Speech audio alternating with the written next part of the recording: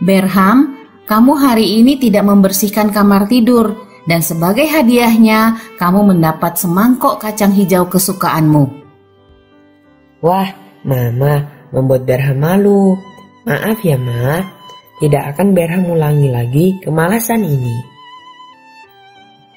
Anak-anak, kita akan mendengar renungan firman Tuhan tentang bagaimana Tuhan mempermalukan umatnya dengan tetap memberi berkat-Nya kepada mereka walau umat Israel dan rajanya berbuat dosa. Luar biasa banget. Ya, namanya belas kasih dan anugerah Allah, Berham tersungkur malu dan kagum pada kebaikan Tuhan. Mari teman-teman kita ikuti. Shalom anak-anak semuanya, mari kita sama-sama tundukkan kepala dan kita berdoa. Bapa dalam sorga, kami bersyukur dan berterima kasih atas anugerah Tuhan yang begitu indah. Tuhan senantiasa mempedulikan hidup kami yang sangat hina ini. Tuhan, apa yang kami dapatkan melalui kepedulian Tuhan, ajarkanlah kami untuk memberikan yang terbaik juga untuk Tuhan. Sehingga apa yang kami kerjakan di dalam hidup ini, kami boleh senantiasa dikoreksi oleh Tuhan melalui kebenaran firman-Mu. Sehingga hati kami tertuju kepada Tuhan, hati kami tertuju kepada kebenaran-Mu, dan hidup kami juga boleh menjadi berkat buat orang lain. Terima kasih ya Tuhan, dalam nama Tuhan Yesus kami berdoa. Amin. Anak-anak yang dikasihi Tuhan, sekalipun Saul dan bangsa Israel telah gagal memahami Tuhan dengan benar, bahkan boleh dibilang baik Saul maupun orang Israel telah menyakitkan hati Tuhan, tapi Tuhan tetap peduli kepada bangsa Israel. Bahkan Tuhan masih mau memberkati pemerintahan Raja Saul yang akan dipakai oleh Tuhan untuk membebaskan orang-orang Israel daripada cengkraman orang Filistin. Nah, saat itu orang-orang Israel ada di dalam kondisi yang sangat lemah karena yang siap bertempur hanya 600 orang. Dan saat itu di Israel kondisinya tidak ada satupun pandai besi atau orang yang mempunyai keahlian membuat senjata ataupun membuat bajak untuk membajak sawah atau ladang. Nah, keadaan yang demikian ini adalah keadaan yang semakin memperparah untuk orang Israel mengalami kemenangan. Bagaimanakah cara Tuhan untuk memberikan kemenangan kepada bangsa Israel? Anak-anak, saat itu Yonatan, anak daripada Raja Saul, mengajak asistennya atau pembantunya yang biasa membawakan pedang atau juga membawakan tombak, itu diajak untuk menyeberang ke daerah pasukan pengawal daripada orang Filistin. Yonatan mengatakan, mari kita menyeberang mendekat ke daerah pasukan pengawal orang Filistin, orang-orang yang tidak bersunat tersebut. Karena mungkin saja Tuhan akan bertindak atas kita dan memberikan kemenangan pada kita.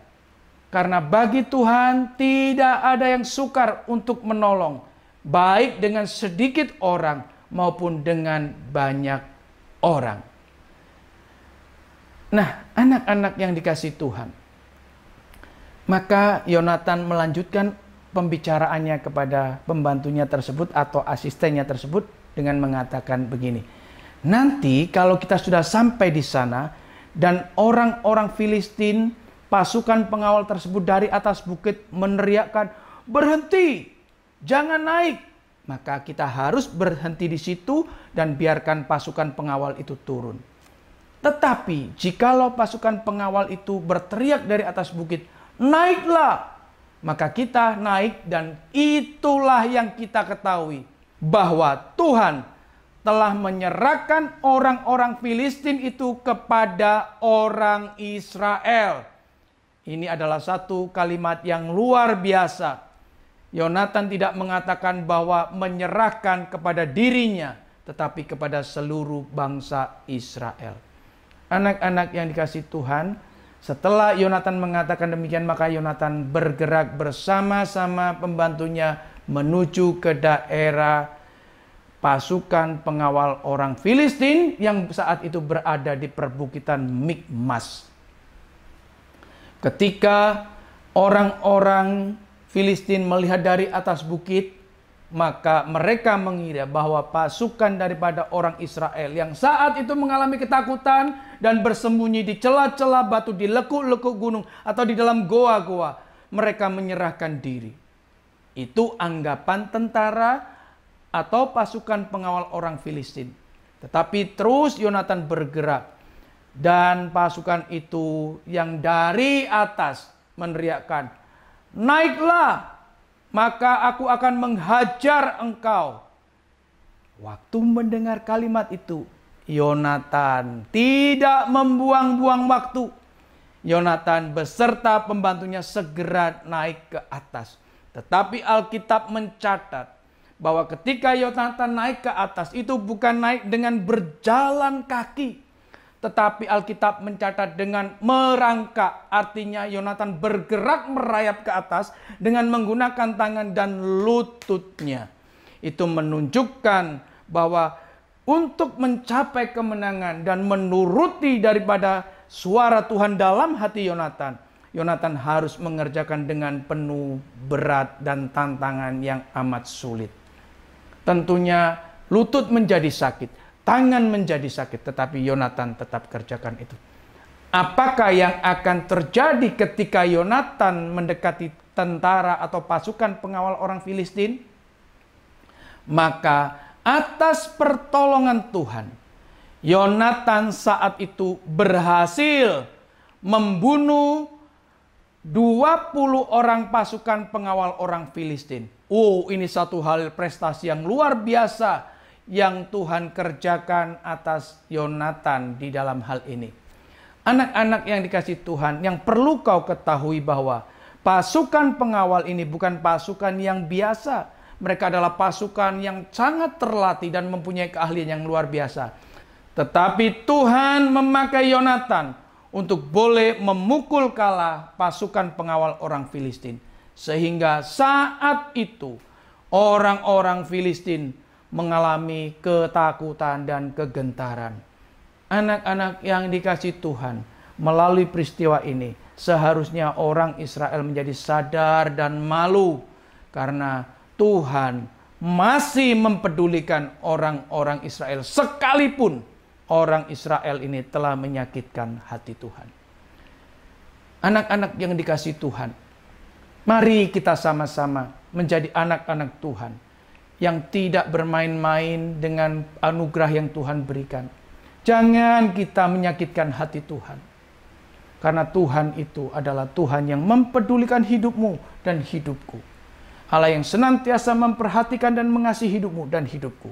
Mari kita senantiasa mau mengerti akan kehendak Tuhan. Karena Tuhan senantiasa beranugerah, memberikan kemenangan dan memberkati setiap anak-anaknya.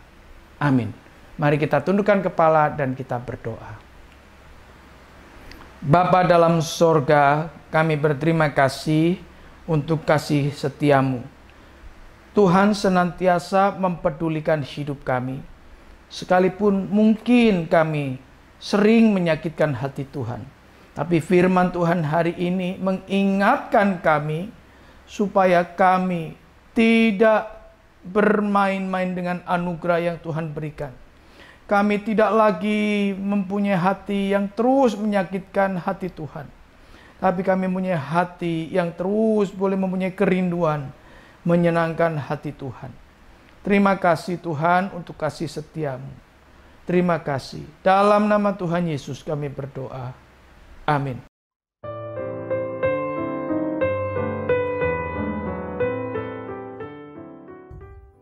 Wow, sulit dikatakan. Sahabat BDKA, jadi apakah ada hal yang tidak dapat kita kerjakan jika kita maju dalam iman? Tuhan masih terus memberikan mujizat-mujizat kasih karunia-Nya. Pertanyaannya, apakah kita menganggap diri cukup layak untuk menjadi alat anugerah-Nya? Apakah bangsa Israel menjadi malu karena mujizat itu diberikan kepada orang yang suka memberontak, atau cuek aja? Yang penting aku dapat. Mari kita melatih kepekaan, terus mendengar suara Tuhan, dan melanjutkan bagian Alkitab selanjutnya dari 1 Samuel pasal 14 ayat 15-35. Soli Deo Gloria.